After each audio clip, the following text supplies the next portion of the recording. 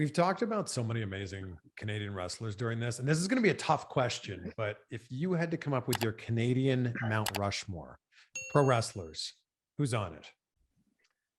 Okay, I've been asked this a few times, and I'm gonna try to make sure it doesn't change because I've been there are asked this so too, and many. I end up naming like 10 people. Yeah, and it's really tough to just keep it to four.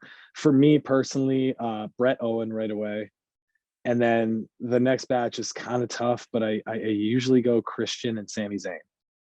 Wow. Okay. I mean, there's so many people you could choose from. Wow. Yeah, like it's not. I'm not trying to like put down Edge or anything like that, but like I was such a Christian guy, especially when he came back because of the TNA stuff, and when he came back from TNA and that huge run, and that I just remember those matches of Randy Orton being some of the greatest matches I ever saw. And Sami Zayn, I don't think I'd be the wrestler I was today if I didn't get to wrestle him a handful of times and stuff like that. And I know how good he is because I've been fortunate enough to be in the ring with him and to see what he's doing now and how entertaining he is and how amazing he is. Like he stole the show at WrestleMania this year with somebody that wasn't a wrestler, Yeah. and none of it's surprising to me. And I just think that I hope he gets his just due as being one of the greatest of all time when it's all said and done. He's doing some of the most entertaining work right now in all of pro wrestling. It's incredible seeing him pull off what he pulls off every week.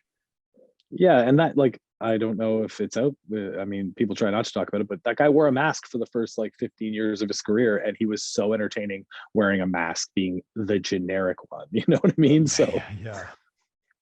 There's so many people you could put on that Canadian list. Like, I don't know if a lot of Canadian wrestlers would be where they're at now if it wasn't for guys like Chris Jericho, too.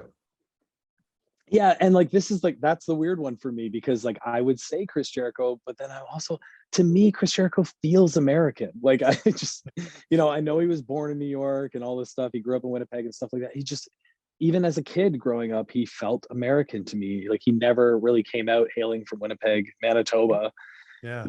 I didn't get that rush as a fan when like Bret Hart would come out and it'd be like hailing from Calgary, Alberta, which is so far away from where I grew up and lived, but I was just like, he's Canadian, he's like me. You know what I mean? Like it's just that weird, like I don't know, like national pride or whatever. But Yeah. There's something about like Brett and the Hart Foundation waving the flag. And then there was, what Scott Demore did in TNA. And then, you and Ethan with the North. There's something about that, which it's interesting because in Canada, you're so over, so over. Then you go to the US and it's just an excuse for people to hate you.